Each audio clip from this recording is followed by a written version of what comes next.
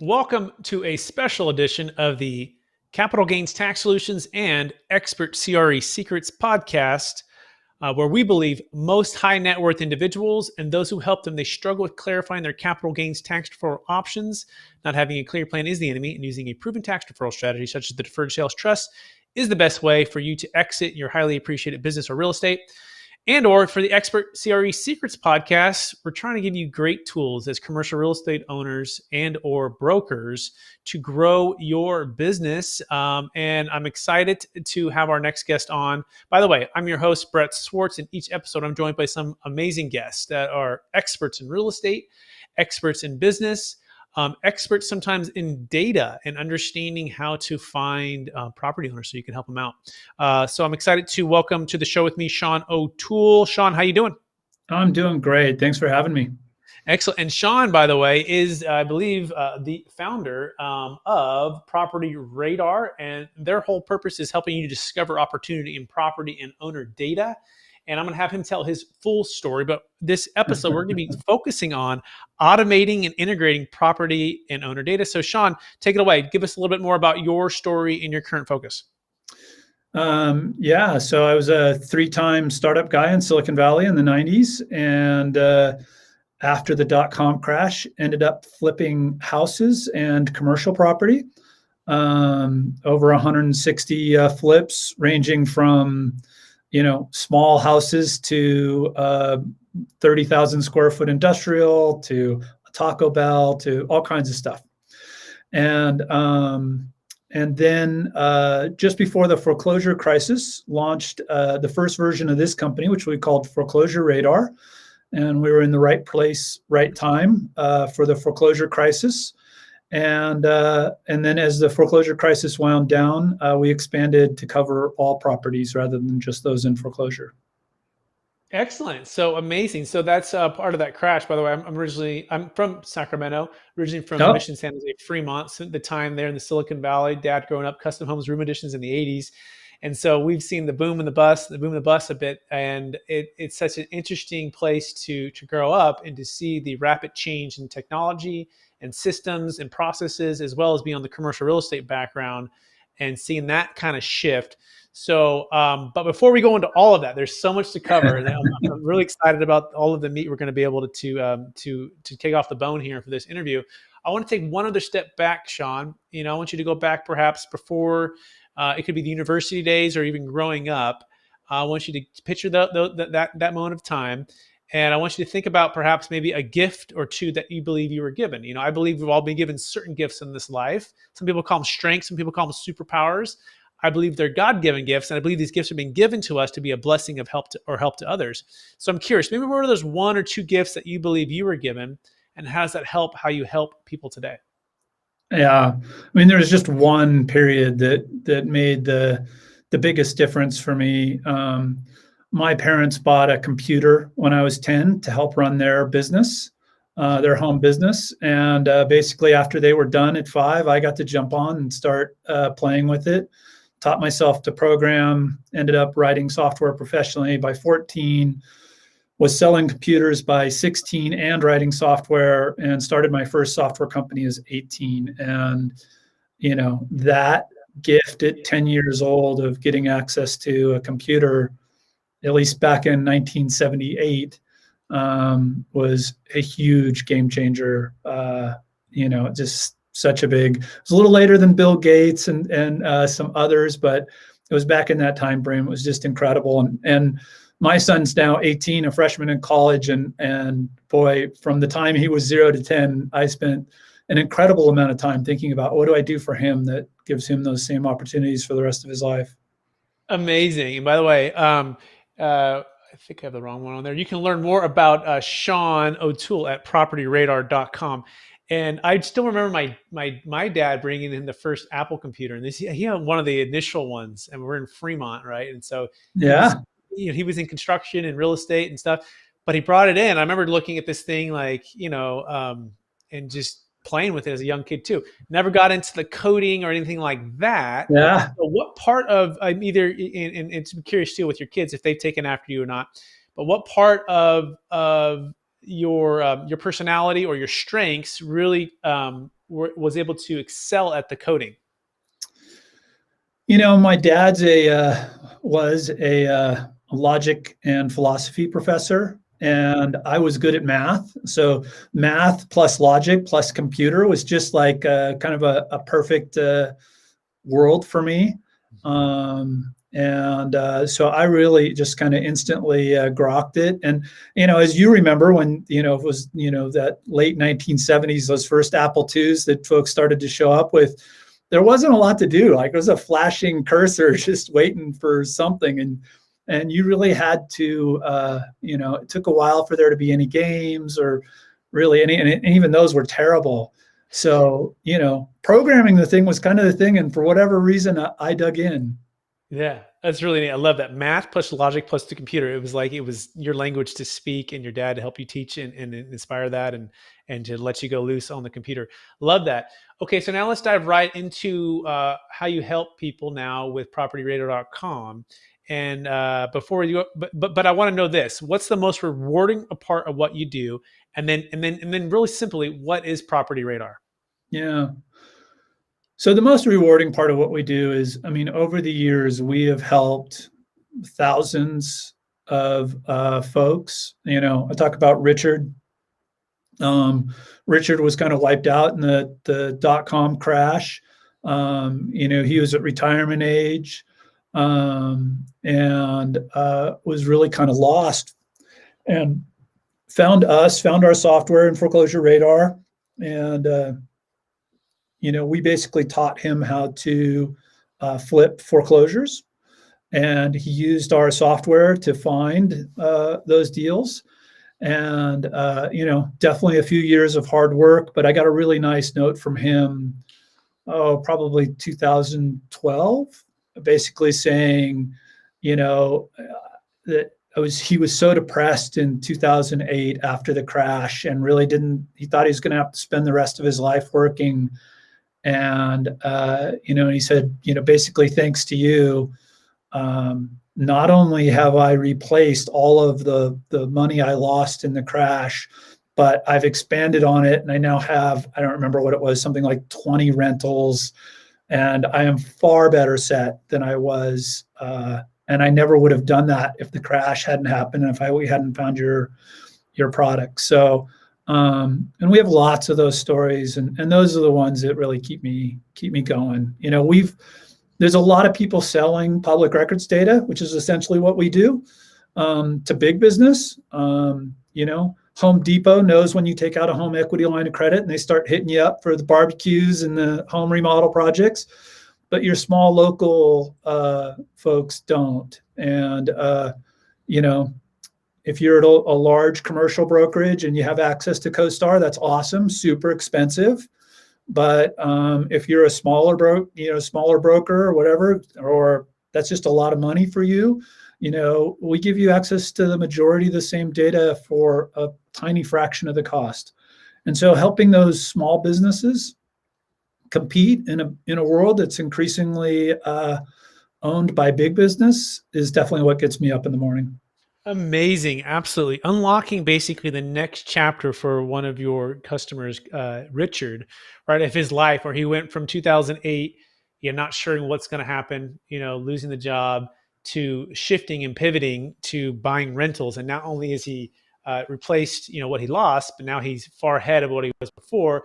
For him, it's definitely one of those blessings in disguise. But he's using your software on a daily basis to unlock pre-foreclosures, unlock opportunities, find deals. Is that a fair summary there? Yeah, he was buying at the foreclosure auctions versus pre-foreclosures, but yeah, absolutely right. Mm-hmm.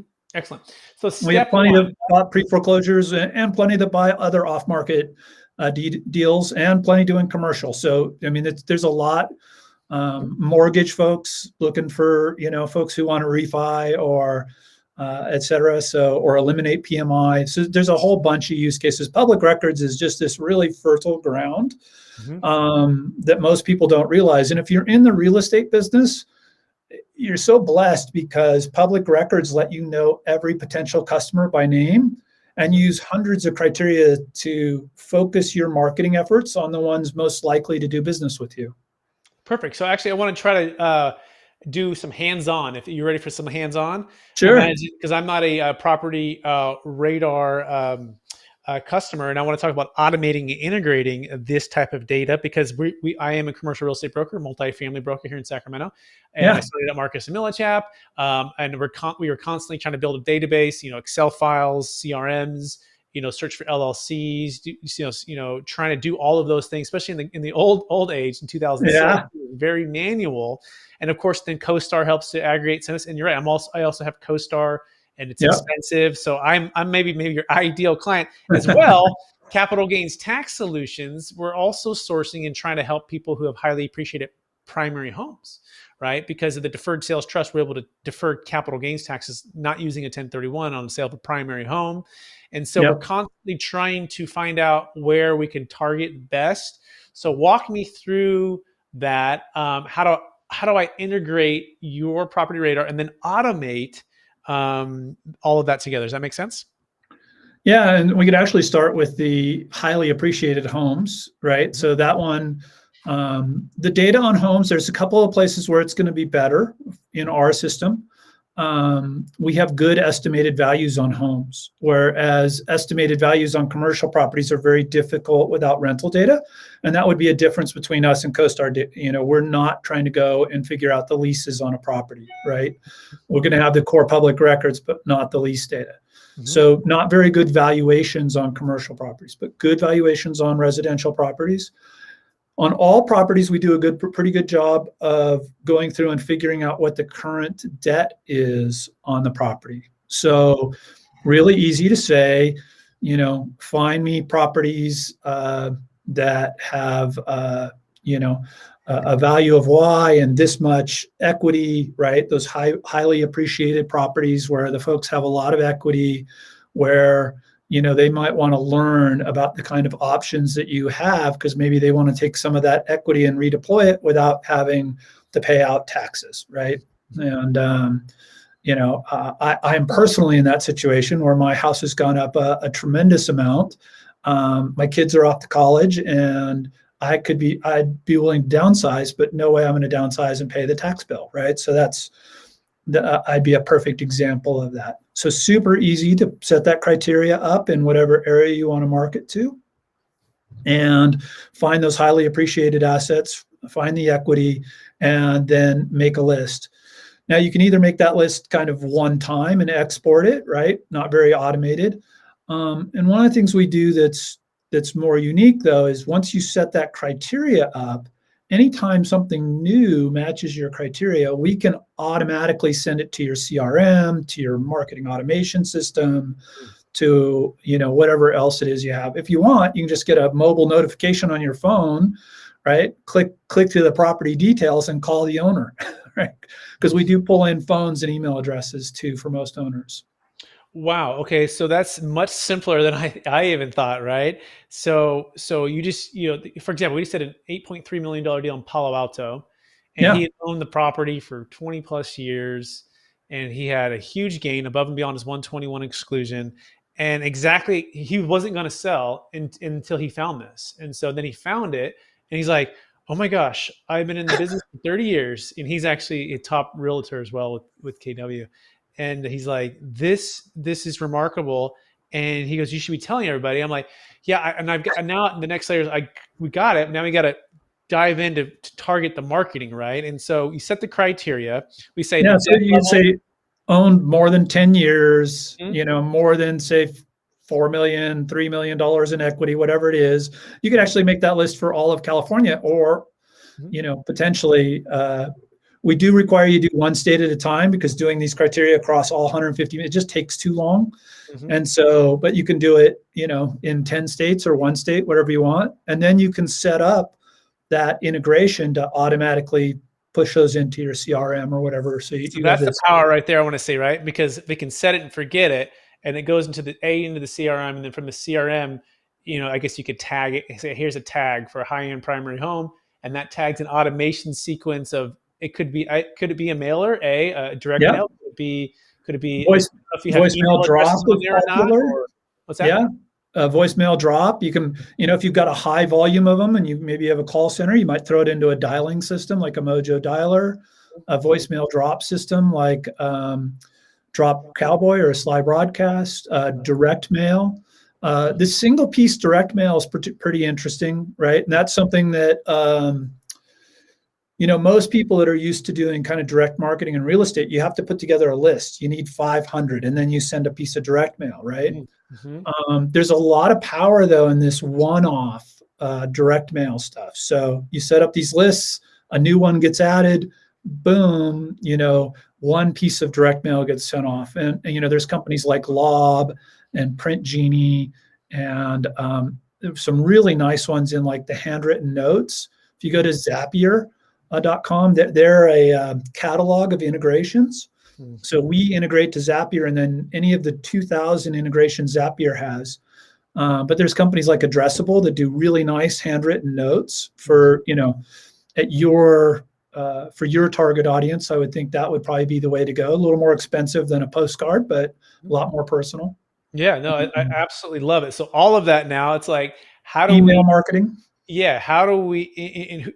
So do you, as Property Radar, are you helping to implement that, or is it more so we're setting up the initial to get the data, and then in other words, the done for you service? Do you guys have a service where you're like, hey, we'll help you map this out for this charge to get all of this going? Because to me, I'm going, oh my gosh, I'm like, Sean, I'm so busy already to take on that, or training videos, or yeah. How do you do that?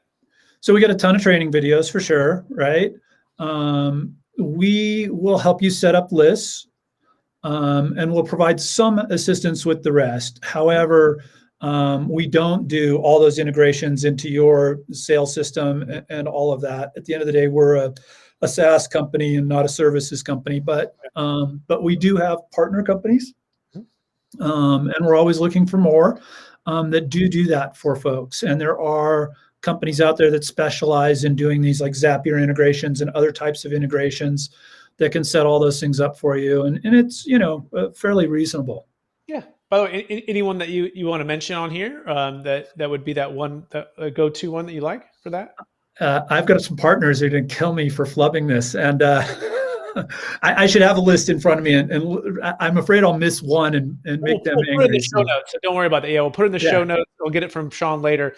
So that's fantastic. So full circle here, Property Radar, we get the initial list going, the criteria, and then we set up the systems to automate, for voice dial or dialing system, or drop a voicemail, or single direct, and we set up a Zapier. Now you got all that. So now you have the leads coming in, right? And of course, now you try to close those leads.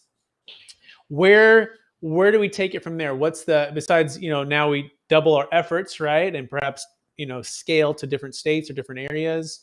Right. Walk us through if you're in an entrepreneur's shoes, or commercial real estate broker shoes, or luxury realtor shoes, what do you do from there?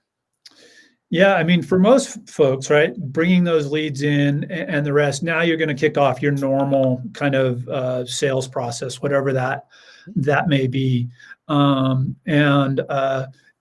really focused on helping you find that. Now, where we will help is when that call comes in, we're going to have a full profile on that property. So you'll see how often they refinance, and all the kind of details, maybe co-owners, other things like that. A lot of folks, especially in the mortgage space like that, because they can kind of pre-qualify the deal, and they go, well, hey, what about this loan back here? Is that been paid off?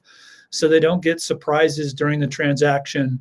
A lot of luxury realtors, we're here in Lake Tahoe, and we get people that walk in the door and say, hey, I'd like to go look at this $10 million lakefront house. Well, that's a hobby for a lot of people, where they just want to go look at $10 million lakefront houses, right? And they're not really qualified. Mm-hmm. And unfortunately, that's a pretty awkward situation for that agent. But if you're the agent, you can go, hey, okay, what's your name? Let me let's talk about this. And where do you live now? You can go search, see what kind of property they have, right? If they've got a $500,000 property in Roseville, you can talk about how they need to be qualified before you can go see the house. If they own a $20 million house free and clear in, Los Altos Hills, right? You can call your husband and say, I don't know if I'm going to be home because I'm going to do whatever it takes to make these clients happy, right? So there's that kind of range, and so being able to pre-qualify now. Can't use this for credit data, right? It's public records data. It's not a credit service, but you can really save yourself a lot of time in kind of pre-qualifying deals. You've got somebody calling, asking about an exchange, talking about their property. You can go in real quickly and just do the smell test, right? Is their property really worth what they think it's worth? Is this going to be worth my time? Is this a good investment? So I think all of those things, that kind of due diligence side of our business, is another big piece. Excellent. Absolutely love that. Now I'm just curious too, about shifting gears a little bit now, is capital gains tax deferral options, right? And you're a real estate investor yourself, in Silicon Valley, and even luxury homes in Incline Village, Tahoe, all of those types of things. So what would you say is your biggest frustration that you or client or partner has faced, friend or family member, when it comes to capital gains tax deferral options or lack thereof? Yeah, good question. I think like the trust you're talking about, I'm aware of it. I don't know that I've met many people that are aware of that as an option, right? And even that's a little bit complicated and stuff. I just actually completed for my mom 6 1031 exchanges. Wow. And it sounds like that's a big deal. What it was her family had some property, but her share of it was like 5% per property. So what it was a whole bunch of little tiny transactions that added up to be something, with all the complications of timing and all the rest. So, and of course, the hardest part there was finding, where does that money go? How do I find the property? And having done that a number of times, like, I decided we wanted to add multifamily to the mix. And, when I first started, 15 years ago, looking for investment properties, I was all about the ROI. Now I'm all about, like, how close is it and how good a quality is it, so that I have less management headaches and I could see it, right? Like, that's my personal goal. Other people, like, I totally get why they buy stuff off in Timbuktu. It has a fabulous ROI because they have different goals. My personal goal is close and very little work. Right? 100%. Yeah, it's lifestyle, right? At a certain point, you're like I've made enough wealth and I'm comfortable enough, and I want to preserve it versus create it and not take too much risk. And my time is worth more valuable just to manage this wealth. So we actually just did a deal in Aptos, just south of San Francisco. It's $7.9 million sale right on the beach. They bought it for like $980,000, like 20 plus years ago. And it's appreciated just, up to about 8 million. I have about million nine of debt. So they sell it, and they're in their 70s. So like, I don't want a 1031 right now. Like, Right. I don't want to chase an overpriced property. So they use the deferred sales trust for the first time. But what's the unique thing that most people don't realize, I'm curious if you know about it, but you can go back into real estate whenever you want with the funds in the trust, all tax deferred with the new depreciation schedule. So it actually doesn't take you out of real estate. It just takes you out of real estate until you want to get back in. And so when she understood that, she's like, oh, so I'm not just putting into stocks, bonds, and mutual funds because I don't like that per se. I'm more of a real estate person. I can actually diversify and then redeploy all tax deferred whenever I want when the prices go low. She's like, oh, where do I sign up? And once that clicked, it was kind of a no-brainer. But I'm curious. You said you had heard about the deferred sales trust. Have you actually had somebody do it before? Because there's a lot of misconceptions out there about what it is and what it's not. I have not personally done one. I am sure we have had hundreds or thousands of customers that have done them. It's not something I've talked about in detail, though, or really dug in on to see if they are or not. So that's a great question, and I don't know. I was just researching them myself fairly recently because of my own desire to downsize and looking for various options and not wanting to leave real estate completely. So kind of checking all of those boxes. Yeah, that makes sense. That's great. With that being said, Sean, by the way, for those who want to learn more about the deferred sales trust, you can go to capitalgainstaxsolutions.com. That's capitalgainstaxsolutions.com. And if you are a business professional or, luxury realtor, commercial real estate broker, you can go to expertsecrets.com to learn how to use the deferred sales trust to grow your business. That being said, Sean, are you ready for the lightning round? Okay, hit me. All right. Knowing what you know now, if you can go back to your 25-year-old self, what's the one golden nugget that you would make sure that you would do? Make sure that I did at 25. Wow. I do wish, at 25, right? Like I'd not tried to play stocks and just bought some stuff and left it, 25 years later. Really good, high quality, companies for a long time. I would do that, even though I'm mostly invested in real estate, and real estate's been great for me. I think over that long haul, and I probably would have worked harder to buy, even with some leverage, which I would have had to have had at 25, some high quality real estate assets. I did buy a house when I was 18, and that was a disaster. I wouldn't recommend that. I just didn't know where I wanted to be when I was 18, and I moved out. I rented it out.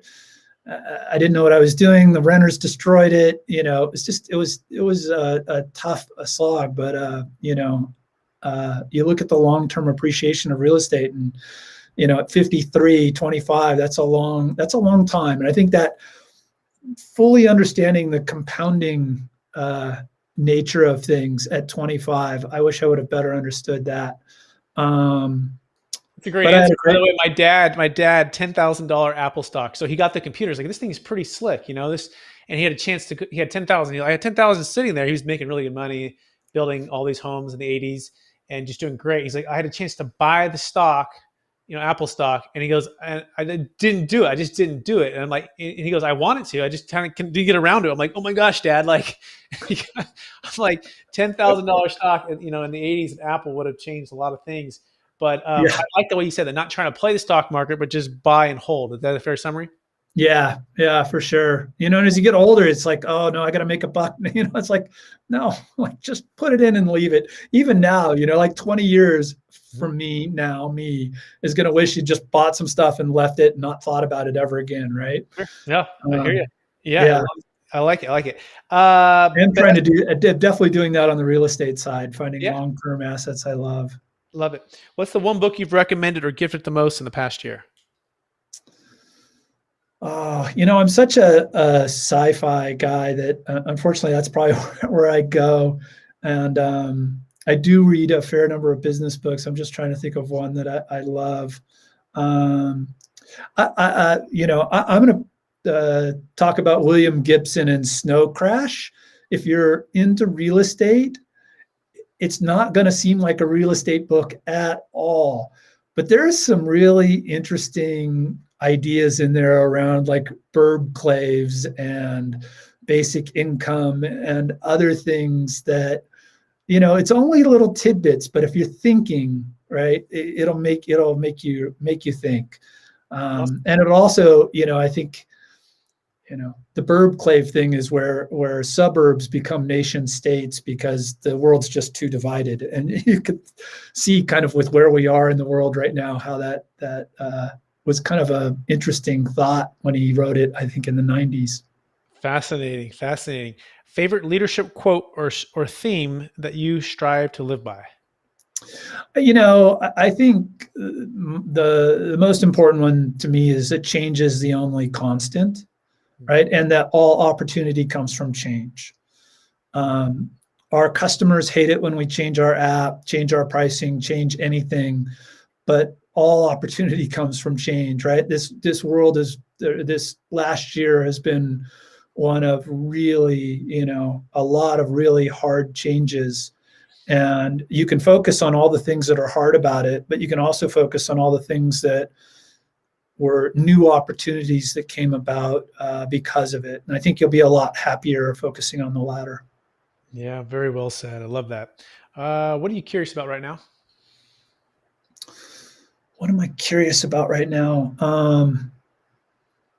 you know, I am spending a lot of time thinking about small businesses and what the state of small business is. And, we had the chief economist of Fannie Mae. We interviewed him recently. And, he said the data set that he'd most like to have is better data on small businesses, openings, closings, et cetera. That data set doesn't really exist. We also interviewed the folks at Fred, who do all the data series for the Federal Reserve, and they also said the same thing. And it's really a tough data set. But I'm curious about how we get better data on small business, because they've clearly been impacted this last year, and we really don't know how much and which ones. And there's a lot of questions there, and I think that's really important for the economy. Yeah, I can't agree more. Very, very important data, and it would be great to have that. Last question, and then we'll let you go. After all your success, Sean, and the company, and helping countless, I don't know how many, thousands and thousands of people, find good data on PropertyRadar.com, and to grow their wealth, right, or help other people do the same. How do you stay centered in your values, and how do you stay encouraged to charge forward and reach for new heights? Yeah, great question. I think that one's it's really challenging, and I think you have to find that thing. I mean, it's what everybody says, right? Find your passion. But I think it also has to be meaningful, right? So helping small business in a world where big business is crushing small business, right? Like that, it's got meaning. I can wake up every day, feel good about it. And, we've got our one little take of how we're doing that with public records and making those accessible to small business and trying to give them a chance to compete. But I do think you have to find something in your work that is meaningful enough that you feel like there's a purpose, purpose-driven life. I know that gets bandied around a lot, but I think there's a lot to be said for feeling like you're here for a reason. It's really, I think that's just a important thing overall. I think that's beautiful, Sean, and it's a great way to wrap up the interview. For those who want to get in touch with you, what's the best place for them to find you? I mean, I'm Sean O'Toole on Facebook and LinkedIn, and or Sean P. O'Toole. And so pretty easy to find on both of those. The company is propertyradar.com. We have a community website where people can go ahead and ask questions, community.propertyradar.com. The company is obviously on Facebook and LinkedIn and all of that as well. We've got a great YouTube channel, at Property Radar, with lots of videos and different ways folks use us. And even at Property Radar, we've got a blog, and it's got good stuff like how to find the owner of an LLC and some unique ideas on how to do that that most people haven't yet seen, or that may not be familiar to folks. So a lot of good stuff. Well, thank you, Sean. I want to thank you for being on the show, sharing a bit about your story, sharing tons of wisdom with us, and giving us some practical guidance on the step-by-step on how to automate and integrate property and data owners. So whether you're a commercial real estate owner, whether you're a luxury realtor, whether you're a broker, on either side, this can help you create and preserve more wealth, or help others do the same. And so I want to encourage you to keep using the gifts you've been given to be a blessing to others, and keep doing what you're doing. And for our listeners, I also want to thank you for listening to another episode of the Capital Gains Tax Solutions podcast, and a special podcast with the Expert CRE Secrets podcast. We believe most high net worth individuals and those who help them, they struggle with clarifying their capital gains tax deferral options. Not having a clear plan is the enemy, and using the deferred sales trust is one of the best ways for you to exit your highly appreciated primary home, investment real estate, cryptocurrency, or any other highly appreciated asset. You can go to capitalgainstaxsolutions.com to learn more about that. We appreciate everybody for being